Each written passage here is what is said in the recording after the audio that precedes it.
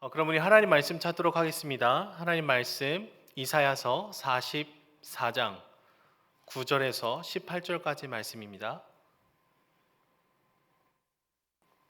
이사야 44장 9절에서 18절까지 말씀 구약성경 1021페이지에 있습니다. 말씀을 제가 읽도록 하겠습니다. 우상을 만드는 자는 다 허망하도다. 그들이 원하는 것들은 무익한 것이거늘 그것들의 증인들은 보지도 못하며 알지도 못하니 그러므로 수치를 당하리라. 신상을 만들며 무익한 우상을 부어 만든 자가 누구냐? 보라, 그와 같은 무리들이 다 수치를 당할 것이라. 그 대장장이들은 사람일 뿐이라. 그들이 다 모여 서서 두려워하며 함께 수치를 당할 것이니라. 철공은 철로 연장을 만들고 숯불로 일하며 망치를 가지고 그것을 만들며 그의 힘센 팔로 그 일을 하나 배가 고프면 기운이 없고 물을 마시지 아니하면 피로하니라. 목공은 줄을 들여 재고 붓으로 긋고 대패로 밀고 곡선자로 그어 사람의 아름다움을 따라 사람의 모양을 만들어 집에 두게 하며 그는 자기를 위하여 백향목을 베며 디르사 나무와 상수리 나무를 취하며 숲의 나무들 가운데에서 자기를 위하여 한 나무를 정하며 나무를 심고 비를 맞고 자라기도 하느니라. 이 나무는 사람이 땔감을 삼는 것이거늘 그가 그것을 가지고 자기 몸을 덮게도 하고 불을 피워 떡을 굽기도 하고 신상을 만들어 경배하며 우상을 만들고 그 앞에 엎드리기도 하는구나. 그 중에 절반은 불에 사르고 그 절반으로는 고기를 구워 먹고 배불리며 또 몸을 덮게 하여 이르기를 아 따뜻하다 내가 불을 보았구나 하면서 그 나머지로 신상 곧 자기 우상을 만들고 그 앞에 엎드려 경배하며 그것에게 기도하여 이르기를 너는 나의 신이니 나를 구원하라 하는도다. 그들이 알지도 못하고 깨닫지도 못함은 그들의 눈이 가려서 보지 못하며 그들의 마음이 어두워져서 깨닫지 못함이니라. 아멘. 저희 집에는 저를 닮은 3명의 아이가 있습니다. 그래서 첫째와 셋째는 눈 빼고 저를 닮았고요. 둘째는 눈마저도 저를 닮았습니다. 너무 미안한 일이죠. 심지어 둘째는 생일도 저랑 하루 차이여서 이제 생일 케이크를 공유하는 사이입니다. 얼굴도 공유하고 생일 케이크도 공유합니다. 예전에는 저희 둘째 딸 주희가 아빠 얼굴을 닮은 것을 굉장히 싫어했습니다. 그래서 제가 이제 네. 장난으로 이제 얼굴이 똑같다 그러면은 저희 딸이 막 울기도 하고 좌절을 하기도 했습니다. 그때마다 이제 엄마를 좀 더 닮았으면 좋겠는데 아빠를 닮아서 미안하다 막 그러면서 제가 사과를 했던 기억이 나요. 그런데 최근에 저희 딸이 그냥 저를 닮은 것을 이제 받아들이기로 했습니다. 그래서 네. 유튜브에 이제 제 얼굴이 나오고 이제 TV 연결해서 제 얼굴이 이렇게 TV에 나오니까 그냥 이제 저를 닮은 거를 이제 그냥 받아들이게 된 것이죠. 그런데 아이를 키우다 보면은요 부모의 생김새를 담는 것뿐만 아니라 우리의 말과 우리의 행동하는 것을 기가 막히게 똑같이 하는 것을 보게 됩니다. 알게 모르게 보고 듣는 것에 영향력이 굉장한 것이죠. 그래서 사실 자녀가 부모를 닮아가는 것에 있어서 좋은 것만 선택을 해서 닮아가지는 않죠. 나도 내가 실은 연약함이 있고 나도 내가 실은 부족함이 있는데 사실은 나의 연약함이 내 자녀의 모습에서 드러나는 것을 보게 되면은 부모의 입장에서 마음이 참 무너질 때가 있습니다. 나의 존재가 미안할 때가 있는 것 같습니다. 그런데 성경에서는 특별히 우리가 무엇을 닮아가느냐라고 얘기를 하냐면 우리가 예배하는 무엇인가를 닮아간다라고 얘기를 합니다. 오늘 본문은 아닌데요. 시편 115편 4절부터 8절까지 말씀을 저희가 읽었으면 좋겠는데 다들 예배를 드리시는 중이니까 성경책을 갖고 계신 줄로 믿고 우리 시편 115편 4절부터 8절까지 말씀을 읽어보도록 하겠습니다. 115편 4절부터 8절 말씀인데요. 제가 읽도록 하겠습니다. 그들의 우상들은 은과 금이요 사람의 손으로 만든 것이라 입이 있어도 말하지 못하며 눈이 있어도 보지 못하며 귀가 있어도 듣지 못하며 코가 있어도 냄새 맡지 못하며 손이 있어도 만지지 못하며 발이 있어도 걷지 못하며 목구멍이 있어도 작은 소리조차 내지 못하느니라. 우상들을 만드는 자들과 그것을 의지하는 자들이 다 그와 같으리로다. 8절을 다시 한번 읽어볼게요. 우상들을 만드는 자들과 그것을 의지하는 자들이 다 그와 같으리로다. 아멘. 이 시편 115편 4절부터 7절까지의 말씀을 보시면 우상이라는 존재가 얼마나 제한적이고 얼마나 허망한 존재인지를 얘기를 하고 있습니다. 모양은 뭐 입도 있고 눈도 있고 귀도 있고 코도 있고 모든 것이 다 있어 보이는데 보지 못한다, 말하지 못한다, 듣지 못하고 걷지 못한다라고 얘기를 하고 있습니다. 근데 그런 우상을 우리가 직접 만들거나 그런 우상을 숭배하는 사람들이 어떻게 된다라고 얘기를 하고 있을까요? 다 그와 같으리로다 라고 얘기를 합니다. 다 그와 같으리로다. 여러분, 이 말은 그것을 닮아간다라는 뜻을 가지고 있습니다. 우상들처럼 봐야 할 것을 보지 못하고 들어야 할 것을 듣지 못하고 슬퍼할 것을 슬퍼하지 못하는 그런 영적인 둔감한 상태로 우리가 빠져버릴 가능성이 높다라는 것을 얘기를 하는 것이죠. 그래서 그레고리 빌이라는 신학자는 이렇게 얘기를 합니다. 우리가 예배하는 것을 닮아간다라고 한 문장으로 정리를 해 나가고 있습니다. 여기서 닮아간다라는 표현은요, 하야라는 히브리어로 구성이 되어 있습니다. 이것은 창세기 1장에 굉장히 많이 사용이 되었던 표현입니다. 그러니까 빛이 있으라 하니까 그대로 되더라, 뭐가 있으라 하니까 그대로 되더라. 그러니까 그렇게 형성되더라라고 얘기를 할 때 이 단어를 사용하고 있어요. 그러니까 하나님의 말씀대로 무엇인가가 그 형상이 갖춰지고 새겨질 때 이 단어를 쓰고 있는데, 우리가 우상을 숭배할 때 형상이 새겨지는 이 동사가 동일하게 사용이 되고 있다라는 것이죠. 하나님이 우리에게 주신 하나님의 형상을 잃어버리고 우상의 형상이 우리 안에 새겨질 수 있다라는 것입니다. 여러분, 보통 우리가 숭배하는 우상은 어떤 것들일까요? 생명력이 없는 것들일 가능성이 높습니다. 뭐 돈, 아니면 어떤 물건, 아니면 뭐 인정받고 싶어하는 욕구, 뭐 이런 것들일 가능성이 크죠. 그런 우상의 형상이 우리 안에 새겨진다라는 것은요, 우리가 하나님이 우리에게 빚어주신 아름다운 그 형상들이, 인격성들이 서서히 사라져 간다라는 것을 의미할 수 있겠습니다. 보지도 듣지도 슬퍼할 수도 없는 그런 무뎌진 마음들이 우리 안에 주어지게 되는 것이죠. 하나님이 시선이 향한 곳을 우리가 바라보지 않기 시작합니다. 하나님이 심장이 뛰고 있는 그곳에 우리 마음이 전혀 동하지 않게 되죠. 그리고 주님의 눈물이 있는 곳을 우리가 외면하기 시작합니다. 언제요? 우리가 다른 것을 숭배하고 예배할 때. 겉으로는 주님을 예배하고 주일에는 주님을 찬양할 수 있지만 사실 우리가 살아가는 주된 동기가, 이유가, 목적이 하나님이 아닌 다른 것이 될 때 우리는 하나님과 전혀 다른 삶을 살아갈 수 있다라는 것입니다. 그렇다면 우리는 어떻게 우상을 예배를 할 수가 있을까요? 우리는 보통 하나님이 우리 삶에 허락해 주신 좋은 것들 중에 하나를 선택을 해서 그것을 지나치게 사랑하고 강조함을 통해서 우상을 숭배를 합니다. 굿띵, 그러니까 좋은 것을 절대적인 것으로 계속해서 이렇게 격상을 시켜 나가는 것이죠. 이거 없으면 안 돼. 이거 없으면 내 인생이 망할 거야. 이거 없으면 우리 아들이, 우리 자녀가 불안정한 삶을 살 수밖에 없다. 의미 없는 삶을 살 수밖에 없다. 남들보다 더 가치 없는 삶을 살 수밖에 없다라고 생각을 하는 것이죠.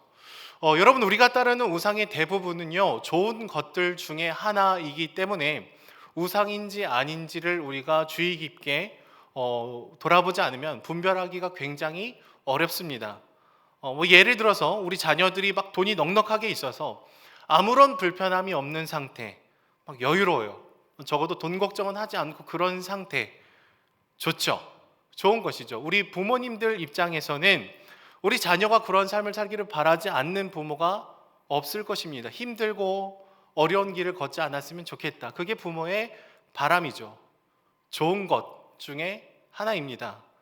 하지만 이것을 절대화하는 순간, 절대로 내가 이것을 놓칠 수 없습니다 라고 얘기를 하는 순간, 하나님의 말씀보다 나의 현실을 앞에 두는 순간 그것은 절대화가 되게 됩니다. 하나님보다 높아지게 되는 것이죠. 그리고 서서히 시간이 갈수록 우리의 눈과 우리 귀와 우리의 마음이 하나님의 그 부르심과 전혀 상관없는 무뎌진 마음으로 들어가게 돼버린다라는 것입니다. 좋은 대학에 들어가면 좋지만 좋은 대학에 들어가지 않으면 안 된다. 이거는 절대합니다. 하나님도 의지해야 되지만 결국 현실의 문제 앞에서는 어쩔 수 없다라고 얘기하는 그 부분들이 과연 우리가 좋은 것을 적당히 추구하고 있는지 돌아봐야 된다라는 것이죠.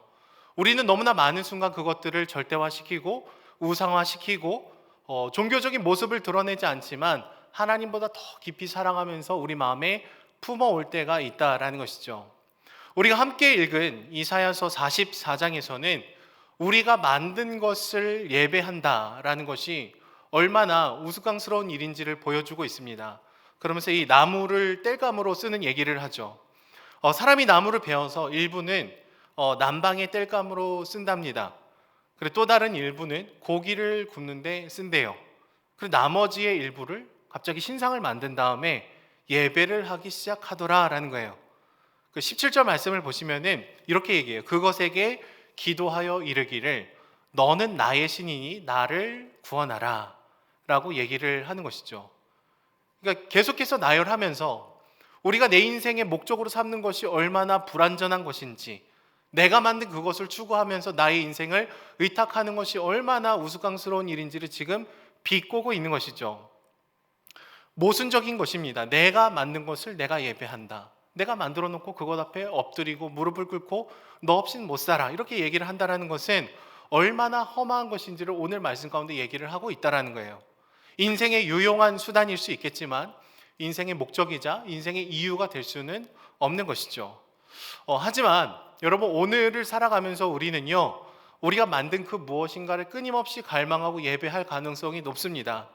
하나님이 우리에게 주신 좋은 것들 중에 하나 이상을 과도하게 사랑하고 좋아하면서 그것에서 나의 의미, 나의 자녀의 의미, 나의 자녀의 가치를 찾아내는 것이죠. 우리가 가장 사랑하는 것들 중에 하나는 무엇일까요? 돈일 것 같아요. 성경에서는 분명하게 이렇게 얘기합니다. 돈을 사랑함이 일만 악의 뿌리다라고 얘기를 합니다. 일만 악의 뿌리.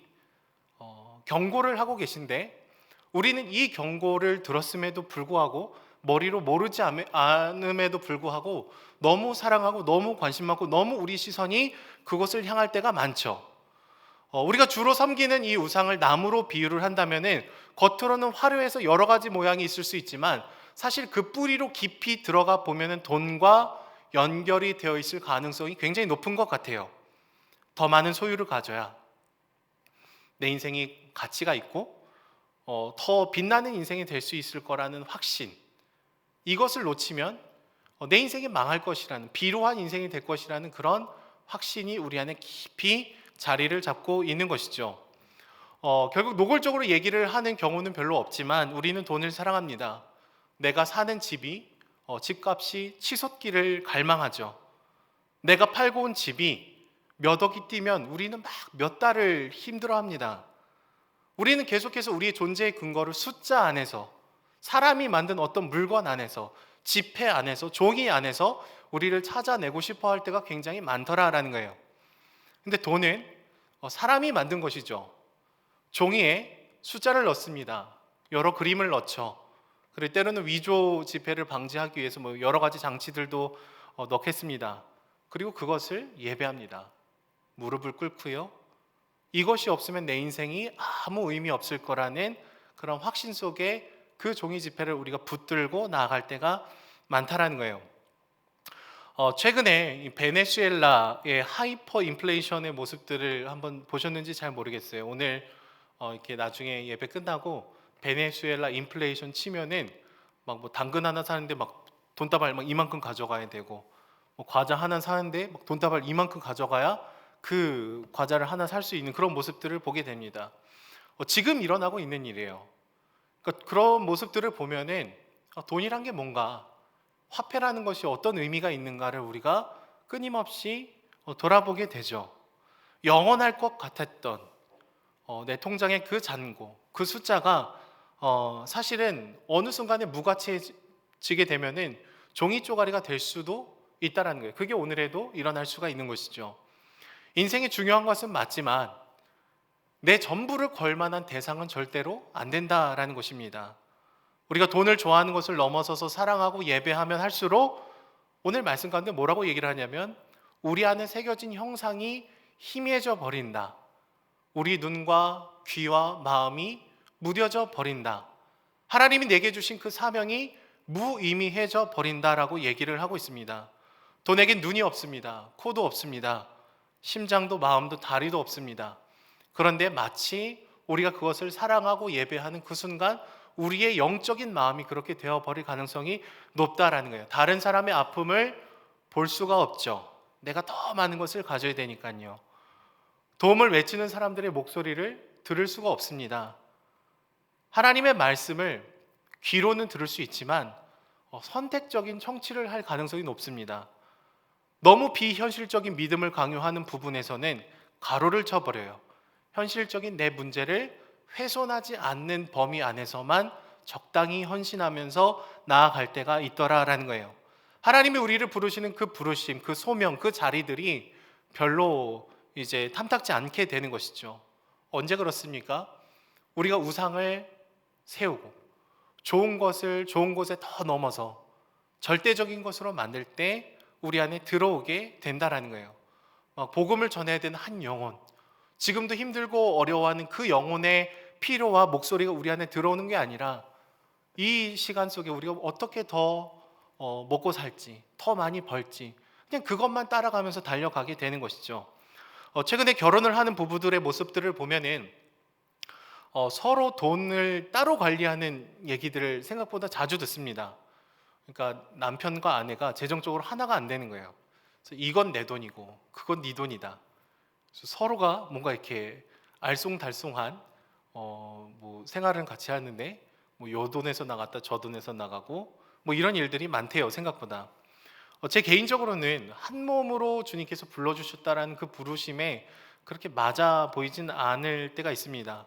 그리고 요즘에 결혼을 한다고 하더라도 이 자녀들을 낳지 않는 일들이 많죠. 물론 요즘 뭐 돈을 벌어서 우리가 생활한다는 것 자체가 참 힘들고 어려운 순간이지만 우리는 필요 이상으로 풍요롭고 화려한 삶을 갈망할 때가 많다라는 거예요. 아이를 낳고 희생하고 헌신하고 많은 재정이 막 들어가고 막 그런 쪼들리는 삶을 아예 그냥 거절해 버리고 아이가 없어도 되니까 좀 더 먹고 좀 더 화려하게 그렇게 사는 것을 더 빛나는 인생, 더 가치 있는 인생 정도로 여기면서 나아가는 것이죠. 결국 경제 논리가 아이의 존재를 거부하는 일들로 나아가더라라는 거예요. 너무나 무섭고 너무나 비참한 일이죠. 가끔 이제 성도님들 중에서 저에게 지나가는 말로 목사님 넷째는 안 낳아요? 이렇게 물어보시는 분들이 있어요. 양심이 좀 없으신 분들인 것 같은데 그 농담이고요. 그 셋째를 낳을 때 많은 분들이 이렇게 얘기를 했어요. 셋째를 낳으면 첫째랑 둘째가 다 키워준대요. 거짓말입니다. 완벽한 거짓말이었어요.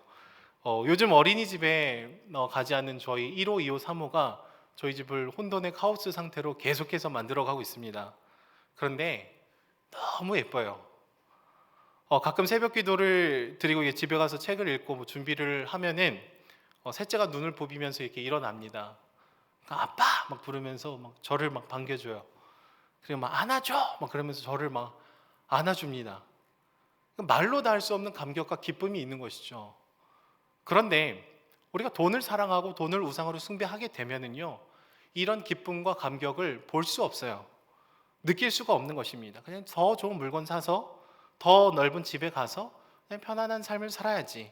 그러면서 이 대체할 수 없는 기쁨을 쉬이 포기해 버리더라라는 것이죠. 예전에 한 신용카드 광고였던 것 같아요. 유명한 여자 연예인이 나와서 이렇게 얘기했습니다. 여러분 부자 되세요. 아멘 하고 싶지만 이 부자 되세요라는 이 한 문장이 참 의미가 있다고 생각을 합니다. 사실 그전에는요, 내가 막 내 인생이 돈이다, 내 인생의 목적이 돈이다, 난 돈을 너무 사랑한다, 돈을 갈망한다라고 얘기를 하는 것 자체가 약간 부끄러운 느낌이 좀 있었습니다. 아, 쟨 돈만 알아, 뭐 이런 느낌이에요. 근데 요즘은 어떻습니까? 돈을 대놓고 추구해도 별로 이상하지 않은, 그냥 열심히 사는구나, 열심히 달려가는구나, 그 정도의 느낌으로 다가가게 되는 것이죠. 물론 돈에 담겨 있는 가치는 여전히 뭐 중요합니다. 중요하지 않은 것이 아니죠. 필요합니다. 그런데 그게 우리 삶의 목적이 되어서는 절대로 안 된다는 거예요. 제가 계속해서 돈 얘기를 하고 있지만 돈 말고도 다른 것들도 이 동일한 문제를 우리에게 양산해 나가는 것이죠. 최근에 수능이 있었습니다. 대학 입시의 결과가 가정에 참 중요한 역할을 하게 되죠. 기도의 제목일 때가 있습니다. 그런데 대학 입시의 결과도 역시 돈과 연관이 되어 있을 가능성이 높다고 생각을 합니다. 여러분 솔직하게 말해서 우리 자녀들이 점수가 높은 대학을 가야 되는 이유가 무엇일까요? 막 더 높은 수준의 공부를 열심히 해서 뭔가 배움을 전하기 위해서? 저는 아니라고 생각합니다. 점수가 높은 대학을 가면 연봉이 높은 회사를 갈 가능성이 그만큼 높아지기 때문에 요거 빼면 우리가 과연 이 대입이라는 것에 대한 이 막 과열된 이런 분위기를 여전히 이어갈 수 있을까요? 막 더 배웠으면 좋겠다. 막 그래서 더 섬겼으면 좋겠다. 그런 동기보다도 더 많은 돈을 벌 수 있는 뭔가 취업을 준비하는 하나의 스텝으로 우리가 생각을 할 가능성이 많다라는 것이죠. 그래서 돈이 되지 않는 전공은 인기가 없습니다. 공대 인기 많죠. 의대 인기 많죠. 근데 막 철학과 별로 인기 없어요. 결국에는 우리 뿌리 속에 우리가 살아가는 사회 속에 때로는 예수님을 주인이라고 모시는 우리의 마음 깊숙한 곳에서도 돈을 갈망하고 좋은 것 정도가 아니라 하나님을 대체할 수 있는 그 무엇인가로 우리가 마음의 보좌에 앉혀 놓을 때가 많더라라는 것입니다. 이것은 마치 신상을 우리가 스스로 만든 다음에 그 앞에 엎드려서 너는 나의 신이니 나를 구원하라 라고 하는 것과 같아요. 대놓고 말하지 않지만 더 많은 것을 갖고 있는 사람을 더 가치 있는 인생이라고 우리는 칭하고 더 많은 것을 갖지 못하는 사람을 덜 가치 있는 인생처럼 여기는 뉘앙스가 우리 안에 있는데 우리가 자녀들에게 그 공부를 얘기를 하고 성적을 얘기를 하고 더 높은 대학을 갈 것을 끊임없이 얘기를 하고 압박을 하는 그 이면에는 이런 가치관들이 계속해서 반복이 되고 흘러가고 있다는 것이죠. 수능이 끝날 때마다 우리 아이들 중에 몇몇이 극단적인 선택을 하는 이유는 무엇입니까? 점수가 낮은 나 같은 존재는 이 땅에 살 이유가 없다라는 확신. 우리 엄마 아빠가 얘기를 했다라는 거예요. 공부 좀 열심히 해라. 대충 사는 인생 되지 않으려면. 마지막엔 막 이렇게 얘기를 해요. 이게 다 너를 위한 거야. 위한 말이야. 이렇게 얘기합니다. 근데 잘못된 사랑이라고 생각이 듭니다. 여러분 부모는 적어도 자녀에게 네가 어떤 조건을 갖추면 가치가 있고 네가 어떤 점수를 맞추면 소중하고 그렇지 못하면 하찮은 인생이 될 것이라는 협박은 하지 말아야 되는 것이죠. 적어도 부모만큼은 무조건적으로 사랑스럽다고 받아주고 존귀하다고 말을 해줘야 되는 존재 아닙니까? 힘들어도 적어도 우리가 그러려고 노력을 해야 되는 것이죠. 누군가는 노골적으로 성적을 강요합니다. 옆집 아들과 막 비교를 하죠. 누군가는 은근하게 성적을 얘기를 하죠. 하지만 아이들은 뭐 노골적이든 은근하든 그 의도와 기준을 다 알고 있다는 거예요. 이 초라한 성적을 받으면 우리 부모조차도 나를 그냥 받아주지 않겠지라는 그런 확신과 더 이상 내가 이 땅에 살 이유가 없다라는 그 절망이 합쳐지게 되면은 극단적인 선택을 하게 되거나 아니면 평생 패배의식을 갖게 되거나 아니면 열등감을 가지고 끊임없이 남과 나를 비교하면서 살아가는 인생이 될 수밖에 없다라는 것입니다. 성적과 상관없이 연봉과 상관없이 너희 앞에 그 어떤 수식어가 붙든지 간에 그것과 상관없이 너는 너무나 사랑스럽고 존귀한 존재다. 적어도 이 세상의 부모님만큼은 그렇게 얘기를 해줘야 되는 것이죠. 그게 하나님이 우리를 바라보는 시선인 것입니다. 저 안에 사랑하는 여러분, 우리는 하나님의 말씀이 우리를 증언하고 묘사하는 방식을 따라가야 됩니다. 주님은 우리가 어떤 소유를 가지고 어떤 외관을 가졌는지에 따라서 높고 낮음을 평가한 적이 단 한 번도 없으시죠. 하지만 무뎌진 우리의 눈과 귀와 마음은 여전히 세상의 속삭임에 속아서 우리가 만든 그 무엇인가에 엎드리게 하고 예배를 하게 하고 우리의 인격성을 다 잃어가 버리게 되는, 그래서 가장 사랑하는 자녀들에게 가장 옳지 못한 흐름들을 얘기를 해주고 있을 수 있다는 거예요. 이사야서 말씀을 보시면 우상의 끝은 수치스러움이다. 우상의 끝은 비참함이다 라고 얘기를 하고 있습니다. 여러분, 과연 우리의 눈과 우리의 마음이 하나님의 눈과 하나님의 그 마음에 합해서 막 하나님이 바라보시는 곳을 바라보고 하나님의 마음이 뛸 때 우리 마음도 뛰었던 적은 언제입니까? 우리가 영상으로 지금 예배를 드리고 있지만, 살아가고는 있지만, 다시금 하나님의 그 부르심에 반응하면서 우리가 막 이렇게 열정적으로 나아갔던 적이 언제인지 우리는 우리 마음과 우리 신앙을 자세히 돌아봐야 되는 것이죠. 특별히 예수님께서 유대인 회당에서 처음 말씀을 전하실 때에 이사야서 61장의 말씀을 인용을 하십니다. 그 내용 중에 이런 표현이 기록이 되어 있어요. 포로된 자에게 자유를, 눈먼 자에게 다시 보게 함을 전파하며 눌린 자를 자유롭게 하고 주의 은혜의 해를 전파하려 함이라. 눈먼 자를 다시 보게 하는 것, 우상에 주는 두려움에 억눌려 있는 자를 다시금 해방시켜 주시는 것들, 은혜의 해를 선포하시는 것이 예수님이 우리를 향해서 달려오신 이유 중에 하나다라는 것이죠.